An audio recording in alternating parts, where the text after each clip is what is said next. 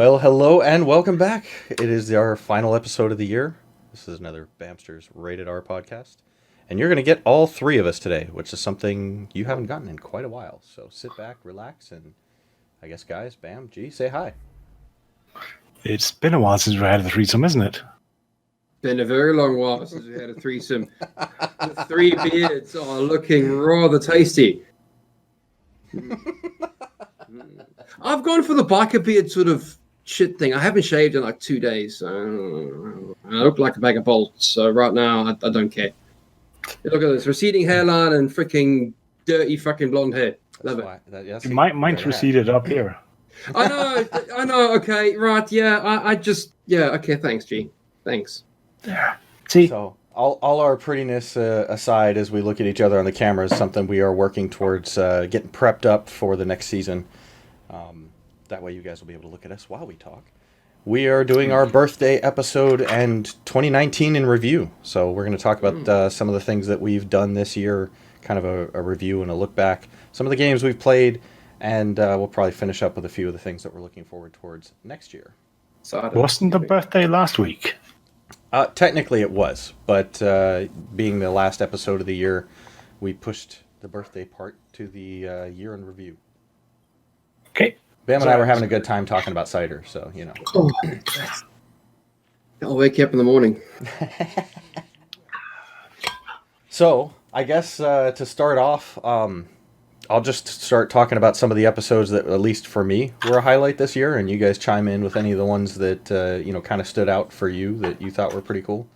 One of the ones I rather enjoyed was right at the tail end of last year was the one we did for Tock, A Tale for Two, which is a two-player puzzle game.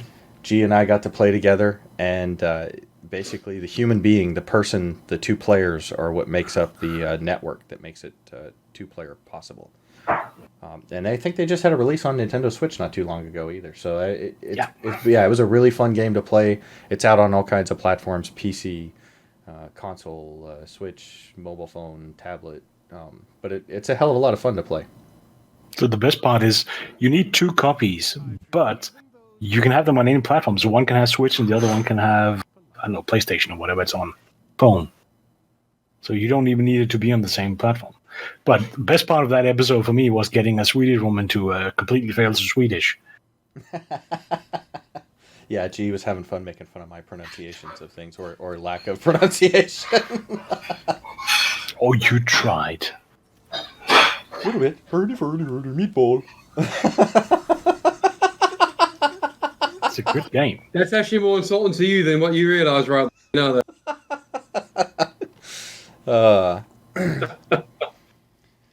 Good old Swedish meatballs with jam. Dude, seriously, Swedish meatballs are the fucking bomb. Seriously. Yeah, they are good stuff. Swedes have their meatballs, Brits have their faggots. Love it.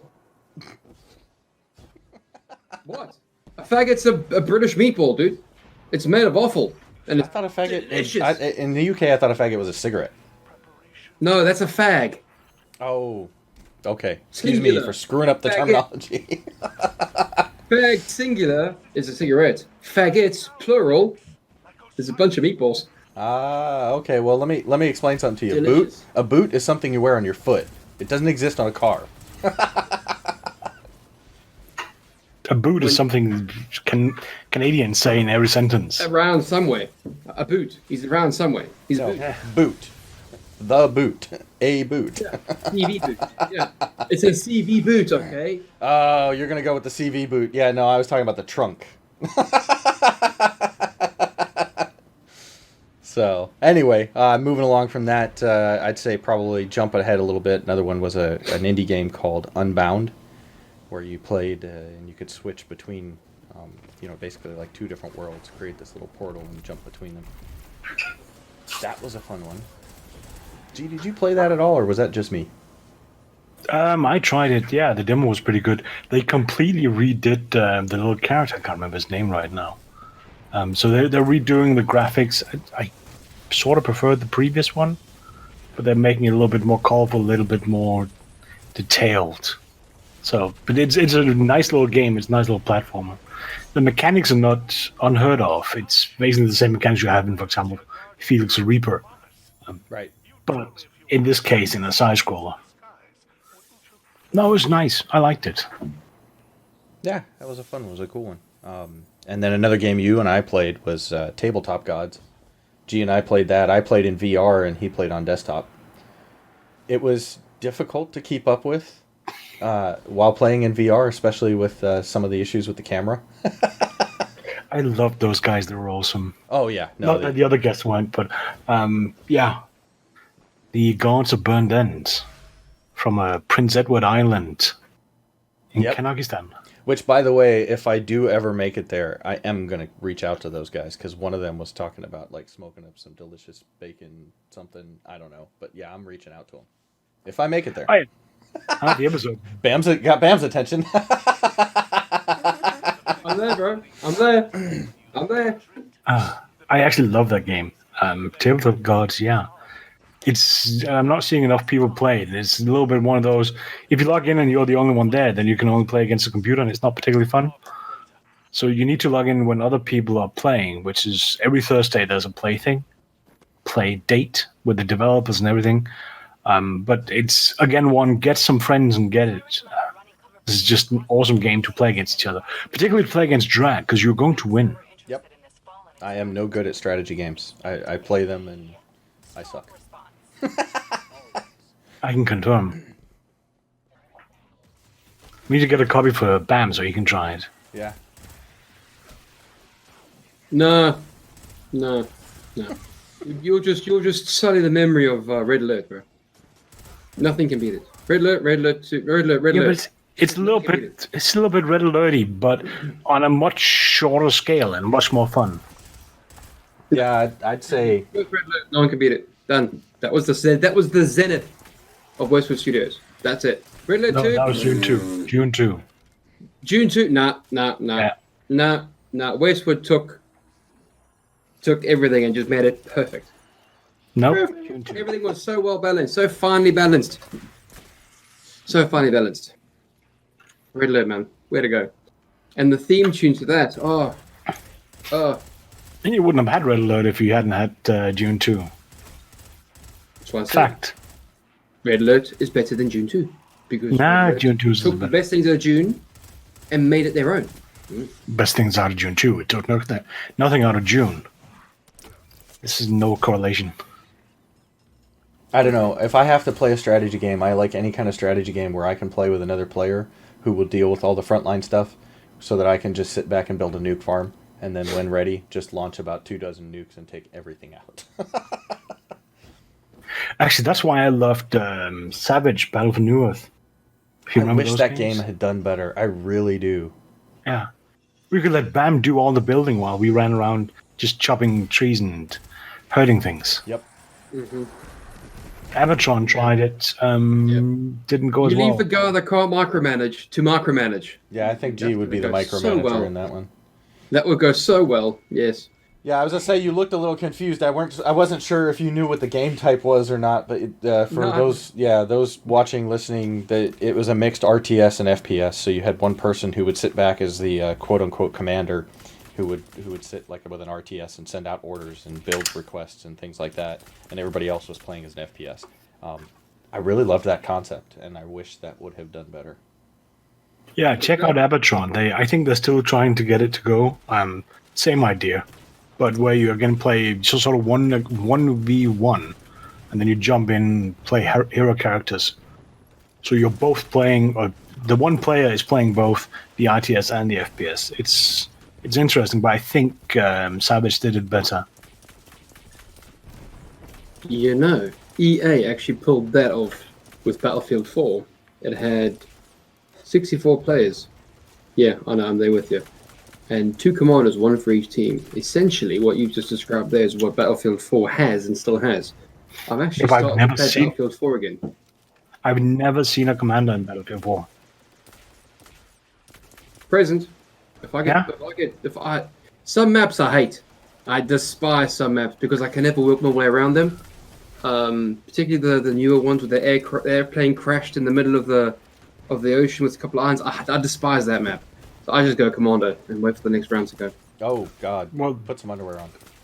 Yeah, I was about to say, that's what you always do when you play games. Okay. You've not heard that expression. Nope. Going commando is basically not wearing any underwear. We are learning Bamm today. Did they ever get it to work that you can play Commander on a tablet? They Yep. kept promising that.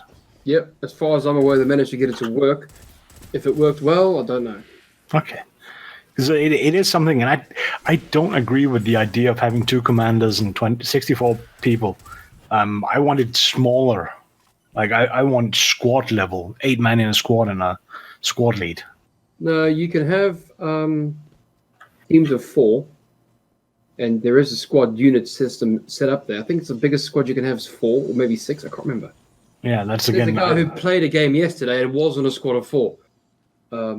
That's what I liked in Dust. Some played 3 men, 4 men, 8 men. I think was the maximum.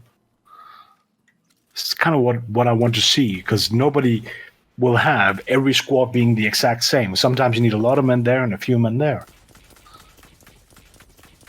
Yeah. Somebody told me about there's a game that they're making called that.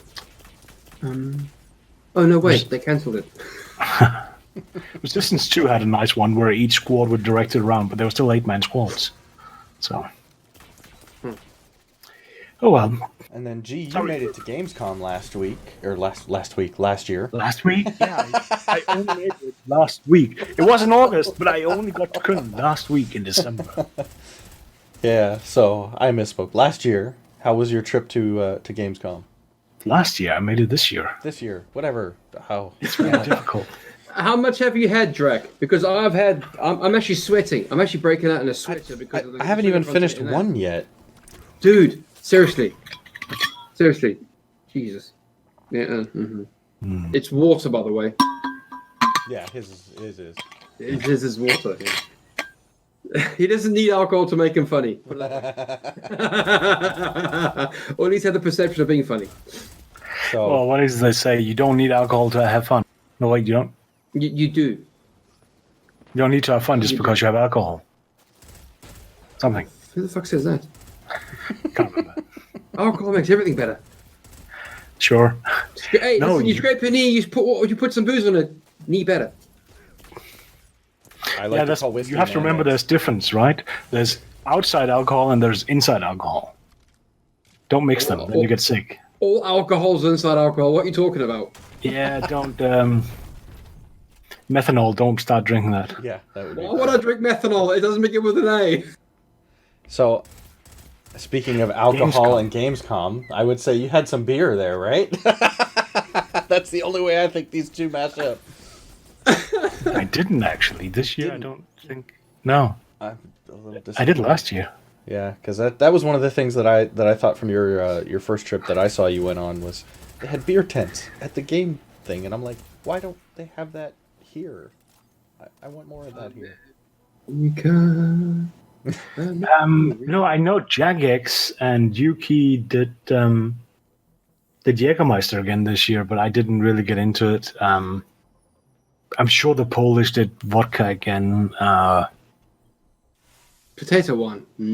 I think I gave away a bottle of beer, a can of beer. Yeah. 1C gave me a bottle of can of beer. Again, we do that every year. But I don't drink it, so gave it away. Any other highlights from Gamescom for you? Oh, plenty of them. All the games we got to play. It's fun to see people coming out and say, like, Lost Ember came out a couple of weeks ago and go, oh, this is really good. Yeah, I know. I played it at Gamescom. The one-upmanship is great. Yeah. It's also, we'll cover that later. Kill All Humans. It's coming out next year. It's a remake. They're redoing it completely. Black Forest. I remember her with the boots at Rezzed. Yeah, Dude, that's a good game. Yeah, she showed off the new game. New game, as in it's a remake. Kill All Humans. That seems like it is going to be real fun.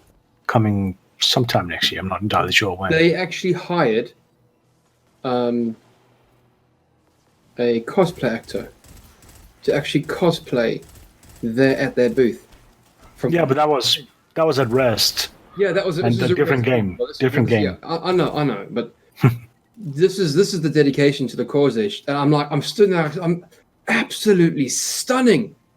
It's like, wow, the attention to detail. This actress, cosplay actress, whatever. It was done well. The whole very thing, well. yeah. The whole thing. It was like animal skins that weren't animal skins, and then I'm like, I can't imagine. Have you just rocked up from the Stone Age? God, what excellent! If you pay attention to stuff online with the cosplay community, and that's something I've always had an interest in, I think is really cool. The way that people can construct things out of like foam and different types of materials and stuff like that, and make it look like other things, metal armor or actual weaponry and stuff like that, or even using like 3D printers and stuff nowadays to do things. It's crazy. It's completely insane, some of the mechanical bits and LEDs and stuff that they add into these things. Oh yeah. Yeah, no, it's wild, and it's so cool to see. There's a guy, what's his name again? One of the Mythbusters, the Adam Savage. That's it, Savage. He has a YouTube channel, and he often goes cosplaying at these huge events as full body suits, and so he sticks like computer fans in for the heat because apparently it's very hot. Yeah, some of this stuff gets really hot. Yeah. He does that at Comic Con, San Diego Comic Con. That's it. Yes. Yeah, who wants to go to that one? No. What was that, Bamm? Aren't you from San Diego? Not from. I live here though. Oh well, there we go. Close enough. Come on, get an interview with freaking Savage. Oh yeah. Okay. Yeah. Let me just go and start pulling the heads off of all these costumes to see if it's Adam Savage. Dude, you'll be surprised that people do that. Are you Adam Savage? Cluck. Are you kidding me? Oh. I haven't seen that. No. There was a video of some dude walking around in like I think it was like one of them alien spacesuits or Star Wars spaceship, whatever, and he literally grabs his helmet, pulls it off. Are you Adam Savage? And breaks all the bits and. Yo. Dude, fucking some people. Honestly, some people are asses. Yeah, some people would be getting put on their ass if they pulled that shit with me. No, not allowed to hit people anymore, are we? Yeah, you touch me, I'm allowed to hit you. Ah! It's called self-defense. This will be rather bad, then. Moving right along, and in that actual same topic there, a game that I ended up doing a little bit of work with. I did a live stream interview with these guys, I think, if I remember right, and it's hilarious because this is something that I would have thought Bamm would have played more than I would have played. Maybe, I don't know. He seems a little crazier and out there, but House Party. I don't think Bamm ever saw the video on this. Bamm was in absentia for part of the year due to stuff with work and other things, so he kind of missed a lot of things. But yeah, House Party is it's basically like a college party, a college house party, and you walk in and it's a kind of a talking RPG simulator type thing where you talk to people, and like the big deal that everybody makes a big deal on the Steam pages, and I guess there's actual like walkthroughs and stuff like that, is how you sleep with the chicks in this thing. Oh, motherfuck! Apparently we just shocked the shit out of Bamm. That wasn't. Yeah, never mind. That was in there. But yeah, so the whole thing in there is about like, how to sleep with the chicks and whatnot, and that's such a small part of the game, but it got such a huge it got so much attention because that is part of the game. I think that's because it was part of the much smaller game and relatively a much bigger part early on. But the game has progressed since then. So there's a review from when it first came out in early access, and it focused very heavy on that part. The game's progressed. That's all that I can say. Whether I agree with the game, whether I think it's interesting is separate. But it's no longer the same thing as was complained about in that piece. Well, and I will say too, like the guys, they were fun to talk to. It was a fun interview. So. Well, you say that a lot of the people we actually managed to screen and talk to are a lot of fun to talk to. I know. They're nice, genuine people. Yeah. We're quite lucky like that. A lot of other people. I don't know how Jim Sterling finds these people, but he always manages to find the answers.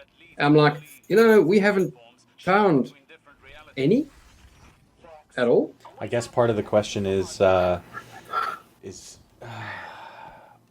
don't want to cast aspersions. Yeah, I didn't want to cast aspersions because I don't know the guy personally, and I've seen several of his videos, and I like a lot of his content. But is it finding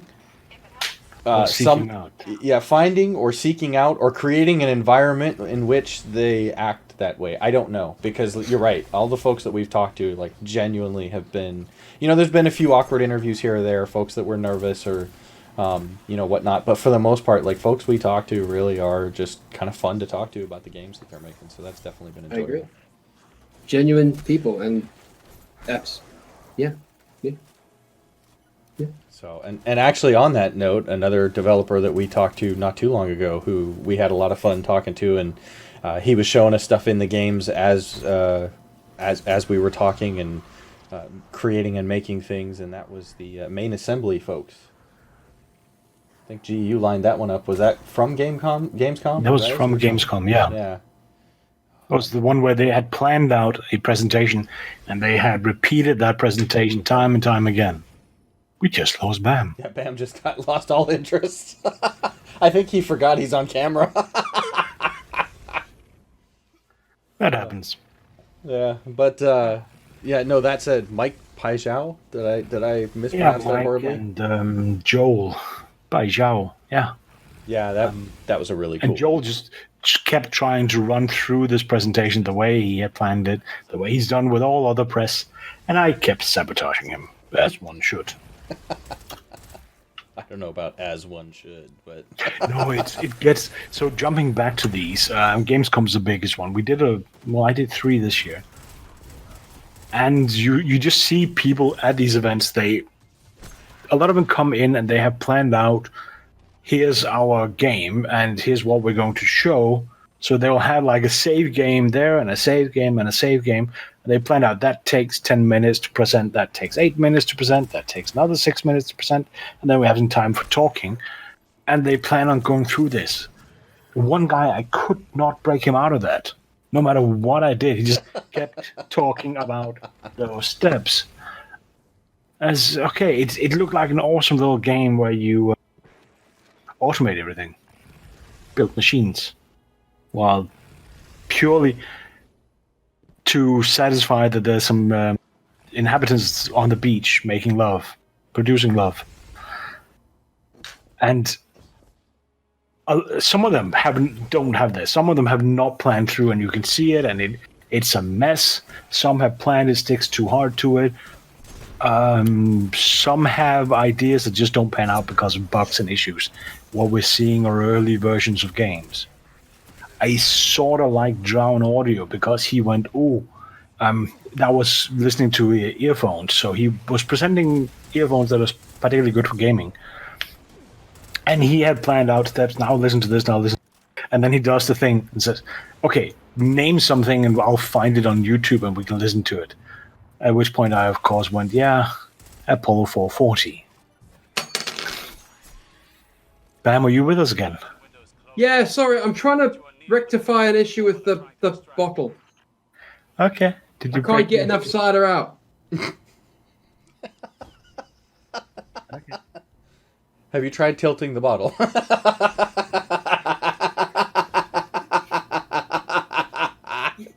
I took a swig the last time, right? And, I'm not thinking I'd ram the plunger back in.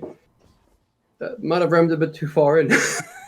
I can't get the bastard out, which is why I pulled the airlock out to see if I could. And it was in there, bro. It was in there. I can't get it out. I'm like, okay, now I can't get cider through a little straw. 2-6. Going back to cute little games, Gibbous. Okay. That was one you got to play that I haven't got to play yet that I'd like to play. Gibbous, yeah. Oh, you haven't played it yet. You should. Slightly Assholian review because, I don't know, this one I'll accept. This is one of the games I'll accept. But generally that whole mythos is getting boring. So, Bamm found his straw. Yay! Just the whole Lovecraft thing is getting worn out, and I'm tired of it. So, Gibbous decided fairly successfully to do something interesting with it and kind of put it on his head. And it mostly worked, but I think they thought they were doing better with some of the topics in the game. But it is, if you're into point and clicks, try Gibbous. If you're into Lovecraft, try Gibbous. If you're just into games that are genuinely fun, try Gibbous. It has plenty of things going for it. It's one I saw you get to play. It's definitely one I want to check out. And I like those old school animated ones, like the cartoon type thing, like the old, what was it, Dragon Slayer. That's good. I like that style of animation. Don Bluth style. Yeah, and there's a couple that I've played. Little Acre was one. Tsioque was another one that was really good. It's a fun little game. It doesn't take a long time to get through, but it's a point and click puzzle game. And it's this cute little story that you play as this little girl who's a princess trapped in a dungeon of a castle by this evil wizard. And as the story progresses, you see how it relates to what's going on in her real life. This little girl. Somehow, there's 2 episodes where that's the background video. It was a super cute story, and it was a really fun game to play through. Okay. And I'll tell you another one that was like that was super cute and fun to play through was good. Moss, which is a VR game, and I don't know if I actually recorded footage of that or used that, but I definitely need to put that on the show at some point too. Moss has gotten a lot of attention. It's really cute. It's dude, it hits you in the feels. Yeah, I like that they're using sign language. I don't necessarily agree that it only has one sign language. It has American Sign Language. It doesn't have any other languages supported. It would have been nice seeing for people in other countries to see their sign language used. I know English Sign Language and Canadian Sign Language are not that far off, and they can sort of pick things up. But for other languages, not so much. Yeah, I can see that for sure. I don't know what their budget was like, but because I know that probably definitely not, would have been additional animation and whatnot. Yeah, localization, when you're just talking text, is expensive. The moment you add voice, or in this case, sign, it gets non-trivial. Yeah, but I will say, like, I don't know how exactly to explain that if you haven't played any kind of VR title or anything like that, but VR definitely kind of in many ways gives you that sensation of being in the game, and something about being able to like reach out and pat this little mouse on the head as you guys are doing things, like it really does kind of hit you in the feels, and that's the first game that's done that to me in quite a long time. Oh, I'll give you one that did. So I'm going to say hit me in the feels is not the correct term, but one game that I played this year that just stayed with me in the weirdest way was Vane, Vane. One where you start out playing as a bird, and then you kind of alternate between a bird and a child. The visuals and the audio in that game, it's still, if I think of games this year, that's what I reach for. It's a small game. It's glitchy. There's issues with the graphics. The controls are a little bit funky. And I don't think they're ever going to do anything similar to the studio, which is a bunch of Swedish guys in Japan. But the whole way that plays, I said, with the bird and the kid, and with the audio of the kid screaming and the shouting, the sort of almost chanting sounds to cause effects in the world. That just hit me. I can't quite explain how or why. No, but that is cool, and it's always awesome to find a game that has some kind of emotional resonance with the player. So, and it isn't the story. The story is very environmental. You're not environmental storytelling. This is not a game. There's nothing direct. It's all indirect storytelling, no matter how you look at it. But it's the whole setting, the whole visuals and everything, just wow. Did you have anything like that this year, Bamm, that you played that kind of that got you in the feels? Or had some kind of emotional effect with it that you connected with in the game?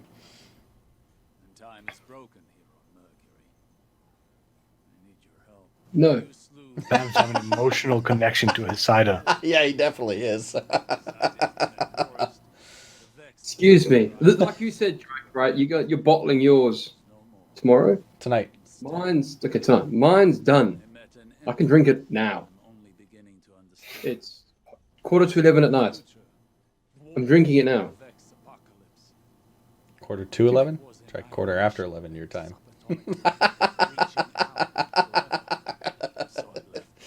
That was 2 sips.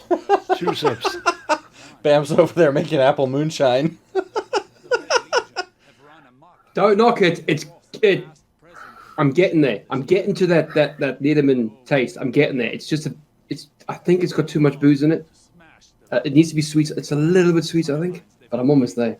So while Bamm tries to kill himself, how about we you talk could about run a car another? off us. How about we talk about another death-themed game that you and I got to interview? G, that this was a really fun one. This was one I didn't expect to really be all that interested in, but Felix the Reaper. That was another cool, good. Yeah, another cool interview, and it was a fun puzzling game to play. Really cool character design with the chubby, the chubby death guy and dancing the chubby Reaper, and a surprise that really shocked me was when I loaded up the game, and we weren't allowed to talk about it ahead of time, so we couldn't say anything on the show at the time because we were pre-recording everything. But I load up, and the first thing I hear is Patrick Stewart's voice. And I was like, holy shit! So, you actually threw me for a loop because I knew that somebody I know and Patrick Stewart had recorded voiceovers for another game. And I wasn't sure what game it was. I can't remember which one it is. I don't even think that one's come out yet. So when you said that, I was going, Patrick Stewart, wait, does that mean that she also did? Wait. So you threw me for a loop with that. So apparently Patrick did a couple of games this year. Yeah, no, but it was really cool that they managed to get him, online for that, and the story that he was talking about where he had run into the guy when he made a trip to the U.S. coming out of like a Broadway show house or something like that, and then gets to work with him all these years later. So, it's super cool. And apparently the man is just a consummate professional and just delivered. And I've been watching TNG recently with the family. It's Patrick Stewart. Of course he delivers. He's the only Star Trek captain there ever will be. However, I still maintain Janeway's better. One eternity later. Well, moving right along to another cute game we talked to actually not that long ago. This would have been mid-November. November? Yeah, I think it was mid-November we talked to these guys. I have no idea which ones though. It was from Alter Egoed Games. This was Woven. This was the I'm trying to think of it's like this cute little stuffed elephant in this stuffed animal world where you can exchange body parts on the stuffed animal. So I actually managed to even make a little stuffed pig. So I run around with that for background video for our show. I like it. So you slaughtered an elephant to make a pig to eat bacon. No, I didn't slaughter it. No. I took his head off and I put a pig's head on. It's a stuffed animal. It didn't kill him. You just switched out. Do that where Bamm's from. That doesn't work. Frankenpiggy. But in my world, there's no such thing as turkey bacon, chicken bacon, or veggie bacon. Fucking bacon. Turkey bacon is what I like to call fakin'. But no, that is a really cute game that I think is probably for all ages. And another fun interview that kind of stuck out for me for this year. They did pretty well after the release, actually. Could have done worse. They got super excited. I saw from Xbox tweeted out the game was releasing. That really got the developers going. Well, and finally I get to talk about one that Bamm and I were in together. Wow, that's strong. As I try to pull him back into the show away from the cider slightly. You remember we got to talk to Alan, the Baconista,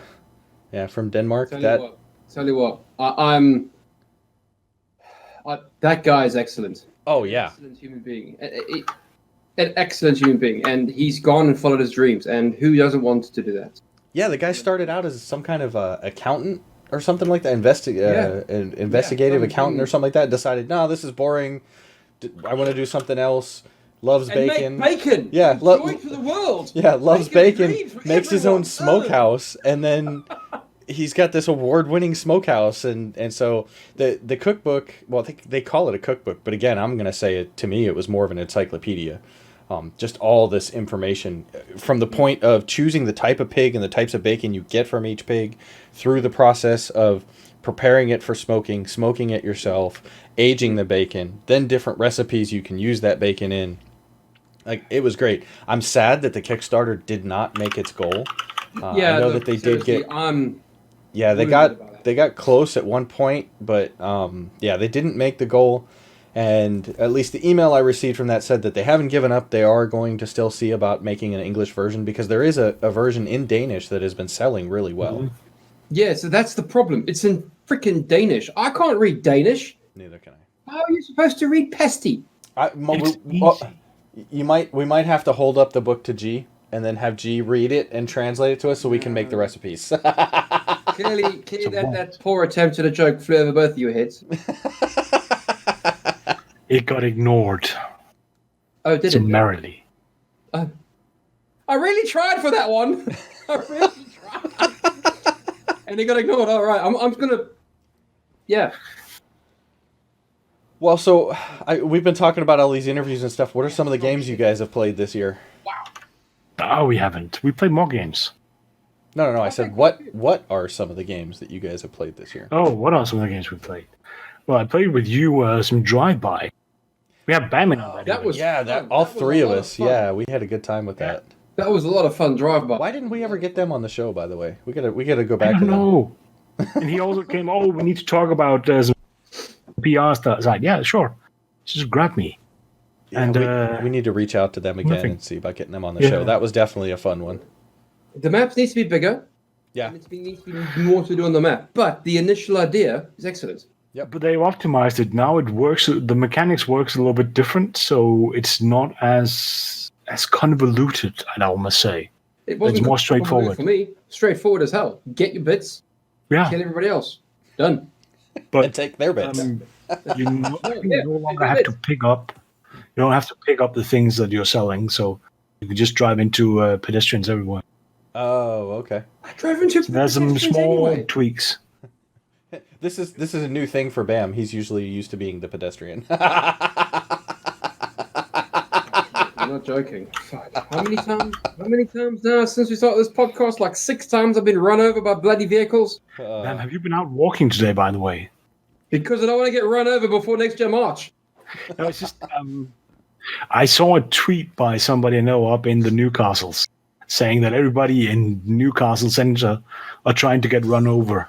I replied to that tweet because you sent me a link to that damn tweet because I knew what you were trying to get at. I'm like, nah, bruh, I'm at home. I'm not walking nowhere. This reminds me, if I come up to Newcastle, I actually have to bring a bottle of, what's a acceptable name for it? What? Nuki Brown. There's Turkish pepper vodka drink. I'm not a big fan of vodka, but I would try it just to try it. Turkish probably pepper wouldn't drink it. Salmiakki vodka drink. I would probably sample it just to taste it, but I doubt I would do much more with it beyond that. It's delicious. On your own. You know why? Why? Because Bamm's going to have his cider.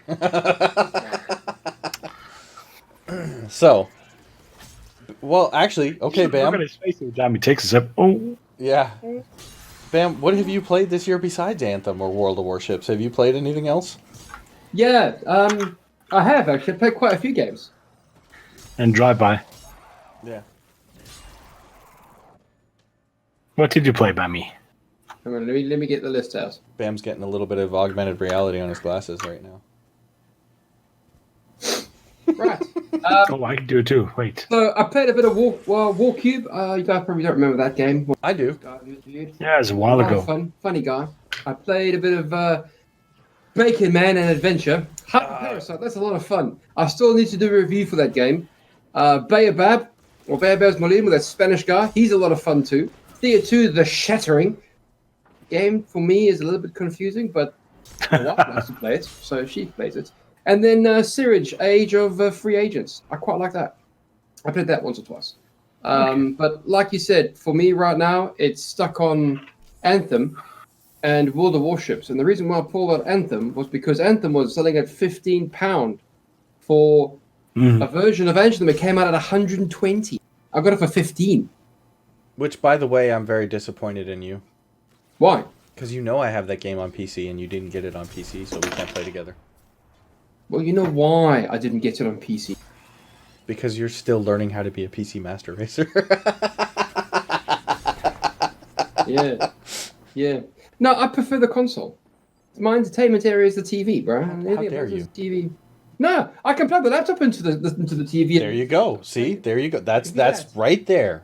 You plug the laptop into the TV. I've just buried myself, haven't I? Don't worry, folks. I'm still working on teaching it. Well, as long as you can play with a controller, right? Oh, dear God. Controller's the way ahead, man. It's more ergonomical. I don't have... What's that elbow nonsense you get? No, it's thingy. Yeah, I was going to go elbow, but I thought, no, best not family friendly. So Tunnel carpal syndrome thingy. Yeah, that's carpal it. tunnel. Carpal tennis elbow or something, yeah. Yeah, Pornhub syndrome. Carpool tennis elbow. There we go. What about you, G? What have you been playing? Oh, I actually played way too much Age of Wonders, if you remember that one.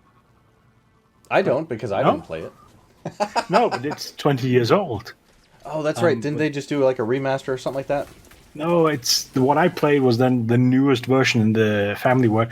It's no longer a medieval fantasy thing. It's futuristic sci-fi.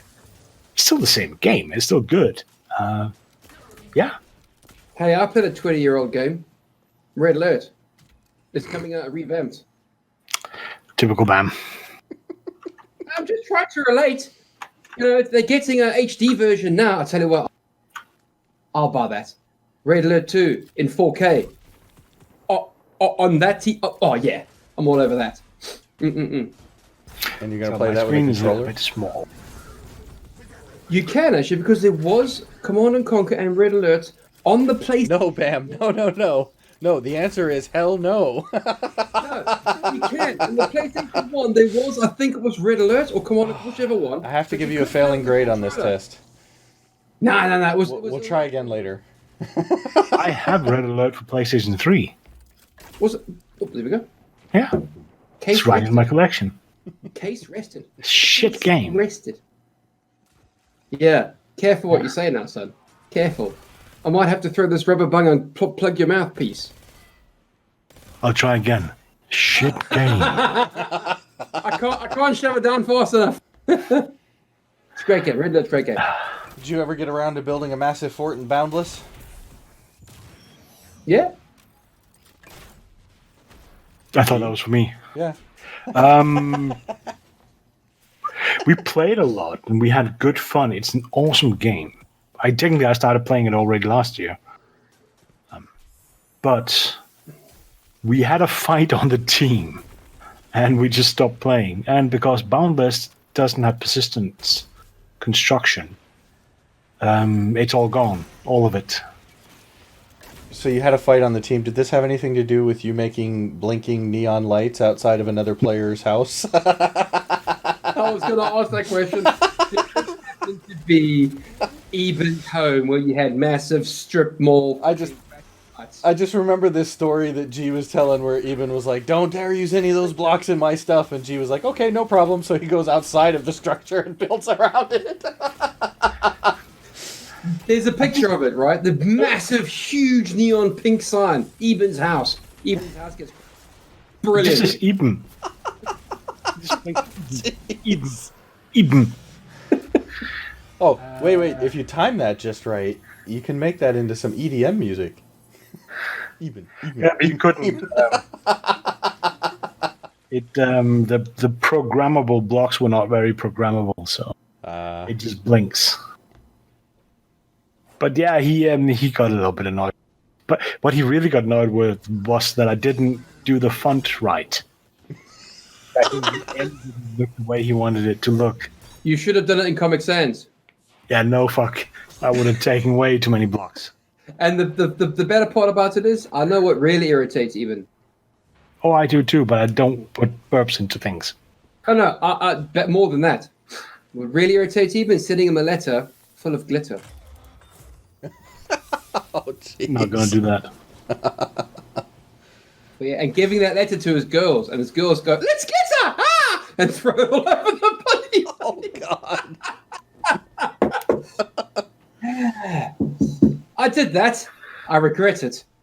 Oh boy, do I regret doing that, because I just realized, oh shit, after you post it, it's like, wait, this is going to go horribly wrong. I just thought it'd be something nice. No. It went horribly wrong. Mistakes were made. Mistakes were made, let me tell you. I thought that he would be opening the letter. He'd see the glitter, go, ha, fun. The glitter in the bin. Apparently, he gave the letter to his girls, and his girls opened it and went, a glitter explosion in the lounge. Apparently, there's still glitter in the lounge 2 years later. It's not on me. You know how bad I feel about that. Pretty bad. That's how glitter works. I feel horrible about that. I should have done it. I feel horrible. Oh, man. In about a day, it's like, oh, he's going to give the girl letter to his girls. He's not going to bother opening it, is he? Yep. That blew up in my in his face, but never mind. Yeah. But no, we had a thing in Boundless where we, as a team, we didn't. What's a nice way to say? We just didn't agree on how to do something. Team split, and we kind of went, yeah, that's not fun anymore. Because it was awesome. We started having people showing up. Everybody in Boundless does what they do in Minecraft. They just flatten the whole area and then start building, right? Makes sense. Let's flatten and build. Whereas I had gone out and said, okay, there's a hilltop. I'll build something up here, a little path down, an area, a communal area, then a path over to Eben, who built a castle. And further down the road, somebody built a little house, and there was a nice, huge bridge somebody copied out of things. But we kept all the trees, we kept all the plants, and we kept all the surrounding. So we still had that nature look, that nature feel. We still had the river that flowed by outside us. You could look out window. I had a little balcony up on my house where you could get up and look over to the others. And people started showing up and go, wow, you kept all these things. It looks really good. So yeah, don't just level it. Don't just go industrialize. So sadly, that's now disappeared. I had a different way of building in Minecraft. I would find some massive hill or mountain, and I would build into it. So that my structure was always disguised on the inside. I guess I thought more like a dwarf that way. You definitely don't look like one. No. But, yeah, no. It always looked like an interesting game to me, but when I first jumped into it, I was a bit overwhelmed. There was so much done by so many players, and it's like, and here I am starting with 0. And it's so much work to get anywhere close to what, folks have already been building, so. Now, I started 2 weeks before the game released. Well, 10 days, I think, before it released. And there was already lots of build-up. But wow, did it explode. Yeah. For me, what I look forward to from the year just gone was actually going to Rezzed for the first time, an actual game convention, and actually having a good time meeting the actual faces behind the games. That was a good trip. It was an excellent trip.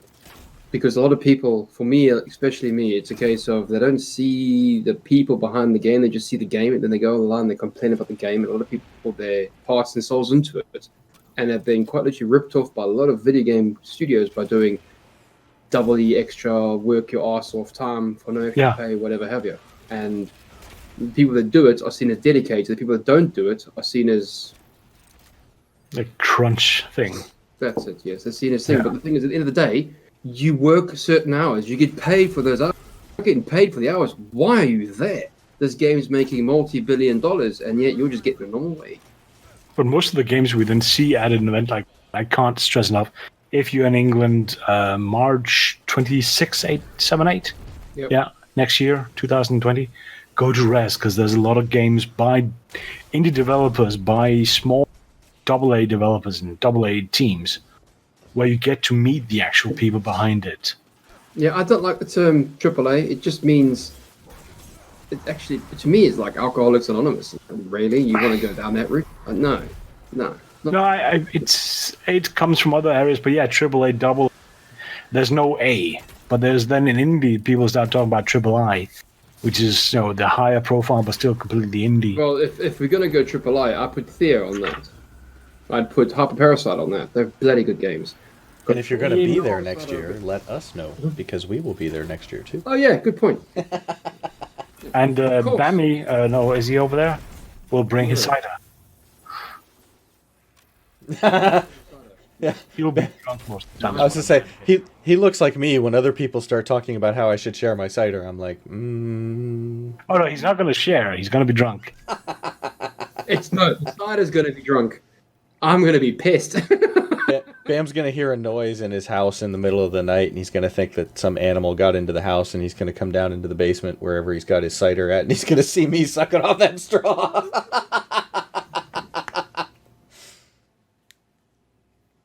Not gonna comment. We should also say, because they're Americans, this when Bamm says pissed, he means pissed-faced, as in drunk, because he's up in the UK's. Hammered. Yeah. Bollocks. So, but I think for you, Bamm, the rest this year was an eye-opener. Nah. No? Easy. Took it in my stride. Sure. Yeah. Yeah. We started him out easy. Although I guess I did the smallest one up in Kortrijk in Belgium. It's very, very small event. 2 days. Conference and game show. And did they have 10, probably 20 games in total being shown? But it was good fun. And we're doing that again next year. Can recommend these. Got to meet these people that make these games, because massive corporations and shareholders and whatever don't give two shits about the regular Joes. So They're chasing that dollar. The people making games. Yeah. Yeah, exactly. You're absolutely right. They're chasing the dollar. Don't get me wrong. Indie developers want money too. They all want money, but it's the way they go about it. Yeah. As you said, that's where you met, for example, the Theater 2, the Shatteringing. Excellent people, and I didn't even ask for a freaking key. They just give us a key. It's like, what's this? Oh, mine's on the other table. It's the best key I've ever received from any game developer. I'm framing the damn thing. It's going on my wall. You won't see this great background next year. It'll be delicious, soundproof, gorgeous, voluptuous. Oh, I have some really nice ones. I even have one show. No, I like it when they do something out of it. But yeah, it is wooden, basically a small cutting board. Or when I grew up, what we would serve bread on for breakfast. But drawn into it with a heat iron is different pictures. Mine has a harpy on it. And then on the backside, again, hand drawn is all the information along with the key. Aye, mine's a warrior ogre, I think. Yeah. Or sure it was an ogre. I haven't seen it in a while. My wife plays Theater 2. I only get to play it when she's not playing, and she plays it most nights. So I'm like, can I play? No. Okay. I'll just go play on the PlayStation. You do that. Okay. Calm down, wife. Calm down. It's only a game. Well, you guys have mentioned a couple times now next year. So I think probably closing out here, we can start talking about the stuff that we're looking forward to in the year coming up, year 2020. Well, I should probably, just to make that, at Rezzed, we got to meet the developers behind Flotsam. Ooh, another great bunch of people as well. Yeah. Bunch of llamas. Brian, and his girlfriend. Boy, he was not happy about being on camera, that Brian. And I haven't met him since. He's been His hiding since. girlfriend wears the typical. I think she likes to wear 80s. She likes to wear the whole 80s scene, tucked in t-shirt, blue jeans up to your sort of rib cage, white sneakers. It's a new thing, right? No, it's fine, whatever. I'm not picking it. I'm saying, but she was a lot more at ease on the camera than what he was. Stiff board, where she's fluent, like water flowing. She was a lot easier to talk to. Whereas it was a nice interview. So rock solid, and poor guy. He'd only answer direct questions. Yep. Nope. Yep. Nope. But then met them again. You over there. No. Oh yeah, this. And we're planning this. And dude, why didn't you say these things? You know, I mean, we're interviewing you. It's your game. You know. Well, it's not always an easy thing to be on camera, as we're learning. Well, DG did point out that, you know, a big 135 kilogram, 6'4" bearded bloke is not the. It can be intimidating for some people. I'm like, just look at the puppy dog eyes. You know, ignore everything else. The puppy dog eyes. Yeah. But it was awesome. So we met them, we interviewed, played the game, met some of the other ones then at Gamescom, and I think I saw them again at Gameforce up in Mechelen here in Belgium. It's not a game conference, just a convention. Not the most interesting one, but it was there. But now the game is out in early access, played it. It's a good game and should definitely, if you're into, I have to say, that sort of game, it's not quite a 4X. It's more a puzzler than it's a 4X because you keep changing scenario, keep changing the setting, keep changing where you are. So you build out the ship with the resources that are available, and then you move on to like the next map with that ship, and then you build on again and move on. But it's nice, and I think it's going to work well. And it is on my list for 2020's games because it's not out, it's not full release yet. It's definitely something I think is worth keeping in 2020. Right now, the game is too brief, too incomplete for me to do a proper preview of. I've started twice, and I keep ending up with there's not enough yet in each level for it to be really properly fun. But the mechanics, the bases, everything's there.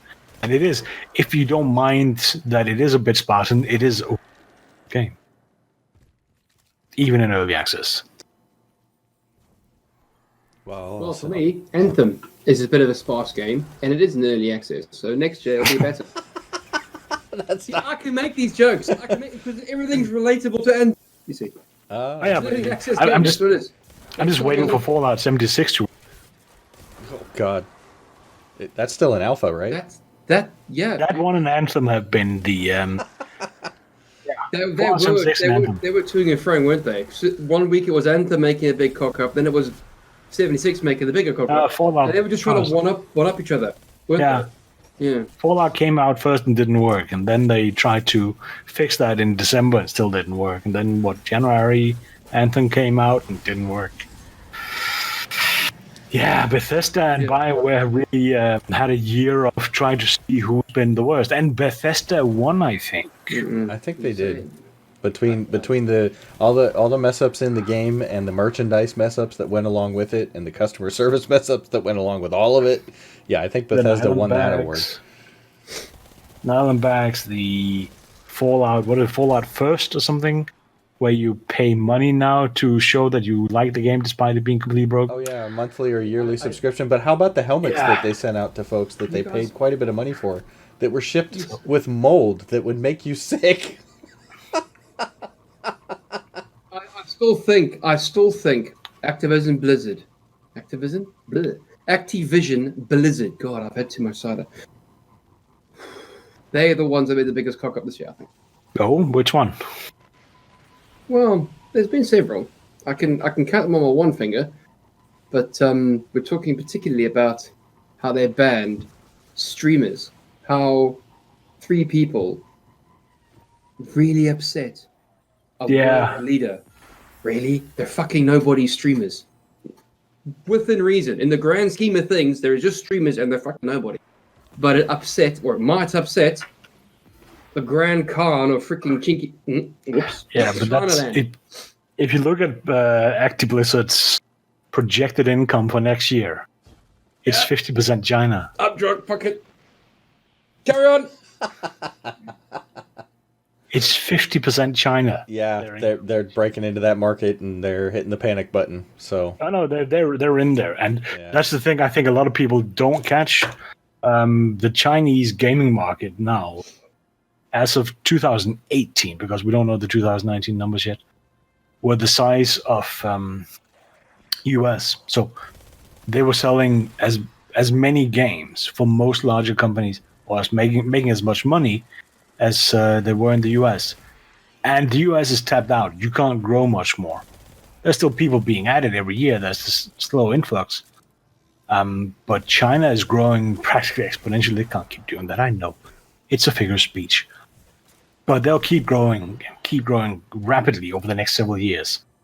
So the fact that they're now, in effect, the largest market, and they're still going to grow, yeah, Blizzard have no choice but be nice with them. Earlier this year, we saw that with the Luna, the Shadow Dust. We also met at Oh, Rezzed. that game's excellent. That Yeah. game, Luna, that's another excellent game. One of the reasons they wouldn't release, the developers are from China. Yeah. What was her name? Beidou? I can't remember. Beidou? Yeah, I talked to the lead artist. Beidou? I'm thinking Beidou. Yeah, and they wanted to release globally, including China, all of it at once. But as they were planning this, China changed the rules for releasing games. They put at one point a complete ban on game releases. You could not release a game in China. That's Bamm's hand. Ooh. And then, yeah, now there's a new process in place whereby you have to apply in a specific way, and sort of, if you get permission to release your game or not is a little bit, opaque. Really? Lots of companies are saying, "Oh, we can guide you through the process. We know how to do it," and none of them know it. Waste of money. It's just a middleman. You got to pay the paywall, pay the middleman, and you get to release your game. That's it. It's more than that. There's basically a group within the government that are now checking, can this game be released? But there's no hard and fast rules that you. And yeah, Luna, the Shadows came up against this. That What? the first they want Winnie the Pooh references. No, but that's not it. It is completely arbitrary. It's whatever the person reviewing your game feels like on a given day. God damn it, Bamm. Now our podcast can't go out in China. What? It's a freaking cartoon bear. Hey, If you just said Winnie the Pooh. That's it. We're done. It's a cartoon freaking bear. Then you son. Jesus Christ, Moses. Look, I know I look like a bag of bolts right now. I don't have two flying hoots. I'm And I was looking at all you boys put together. Zing. I was supposed to go to China in April. Cancel. Banned. They call it the Great Firewall of China for a reason, G. So, I think I know we've well past gone the hour. So, I'll just say a couple of things real quick, and you guys can chime in with any that you have that you're looking forward for games in the future. Next year, Halo has finally come back to PC, so I'm definitely looking forward to the rest of the Master Chief Collection. Irrelevant. And Halo Infinite towards the end of next year.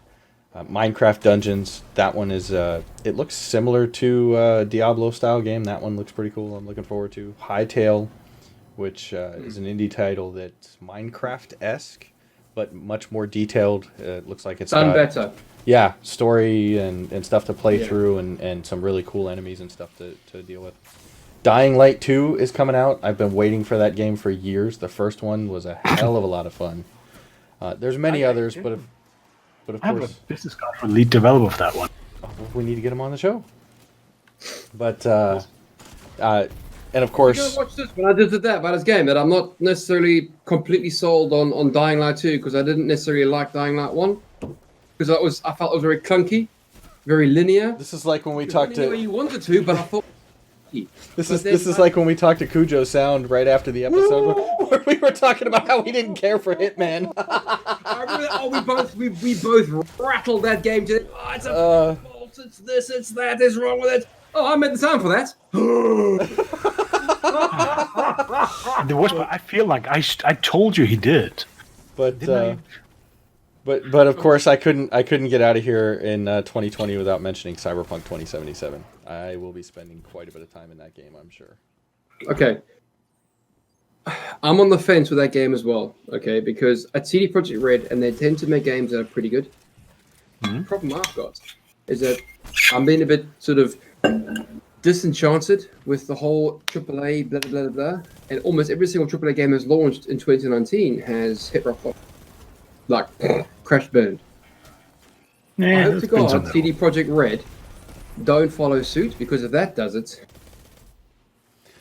I'm trying to keep my expectations from getting Low. out of hand. Yeah, well, not even necessarily. I think low is I'm probably past that point, but I'm trying to keep them from getting out of hand, because from what we've seen so far from the gameplay demos, it looks pretty amazing. Yeah, the demos for Anthem looked amazing as well. Yeah. But this isn't EA, so at least there's that. I'd say CD Projekt Red has a better track record than EA. How many games has CD Projekt Red launched compared to EA? What are that? 3 now? Yeah. No, 3, I think. No, there's Gwent as well. Yeah, No, Gwent's a mobile game or something, isn't it? That's not a game. That's just a way to make quick bucks. They're all cashing in on the mobile applications. And Gwent's probably sold in China anyway. Don't worry, Jack. We're not going to get the interview now. I'll edit that part out. Welcome to Bamm sabotaging the show. Last thing out as well, please. The whole thing about me renting on China into yeah, just go. Drax, let me give you my games. And the big one that I'm waiting for next year, if it releases, because I'm still surprised if they're going to do it. Kerbal Space Program 2, the multiplayer version. That's not a game.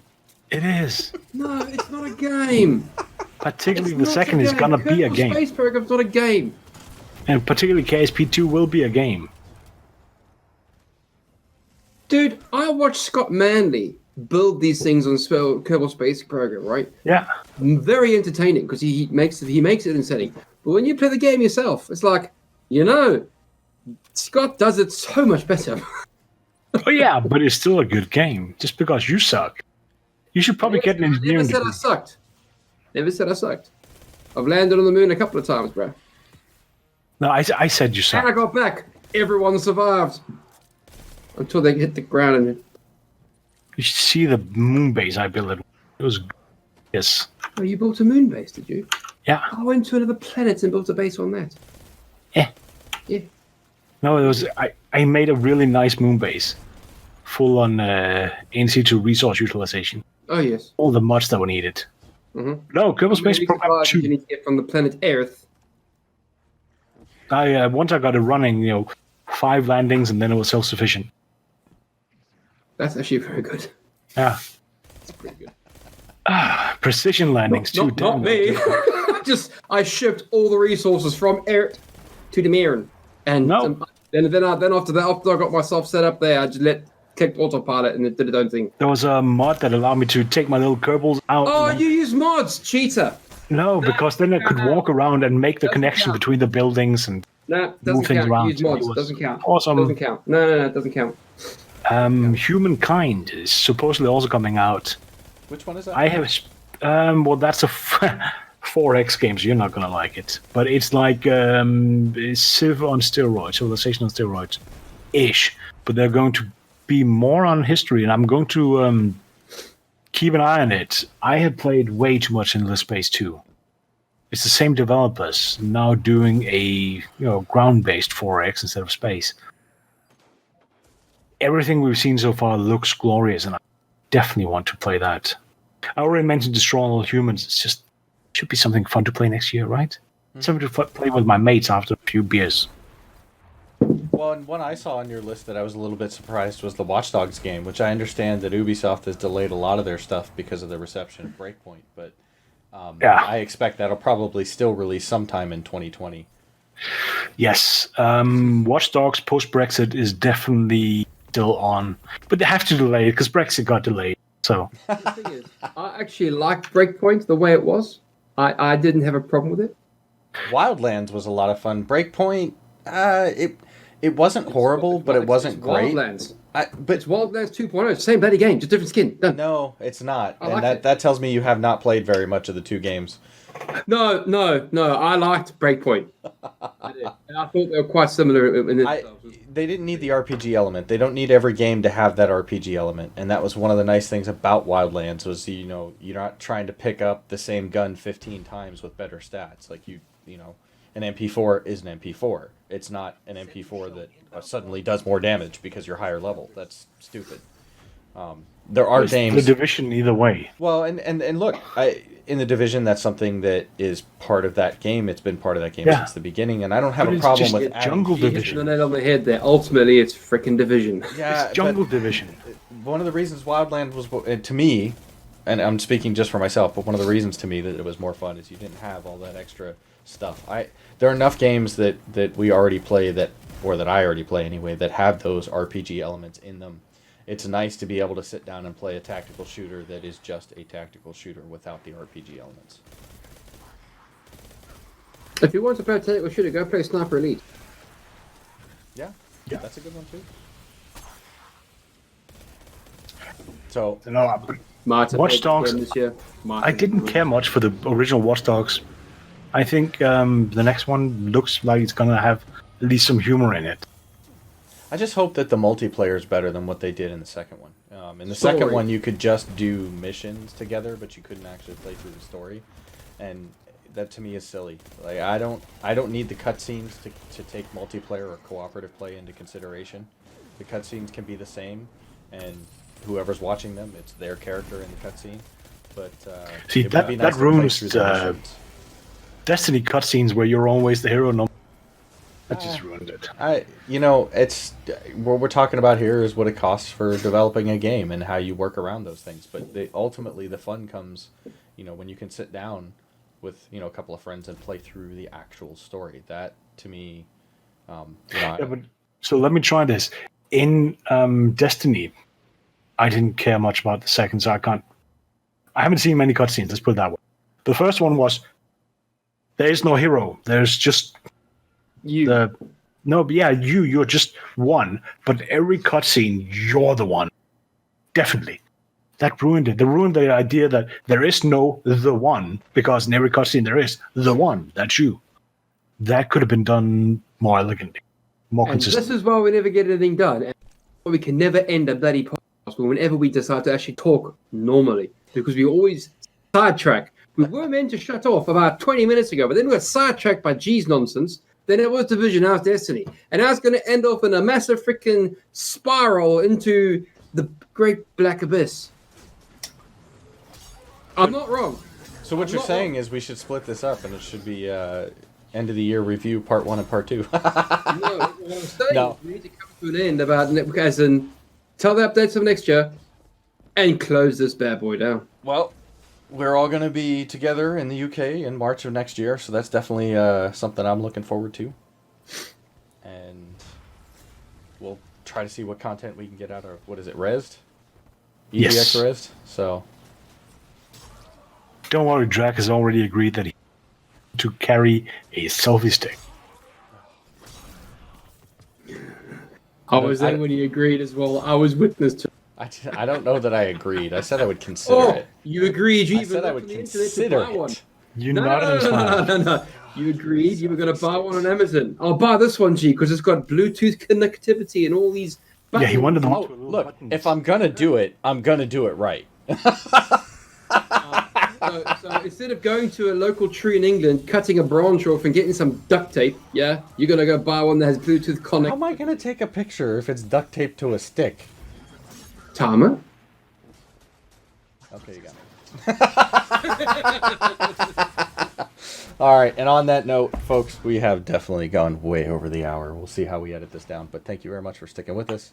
As always, if you're watching on No editing. No editing. no editing. Oh, okay, apparently no Blank. editing. This is the new format. It's not beginning and the this end. is Exactly. This is the beginning and the end. That's it. This is essentially the test of the new format. Not exactly this, but something like this. So it's just going to be us talking.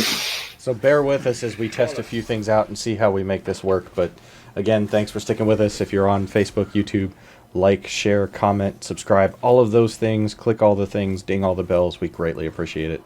And I guess that's it for this year. And we will see you in January. First episode of the year will be upcoming games for January. Ignore the Christmas callers. Why is it upcoming games? Why me?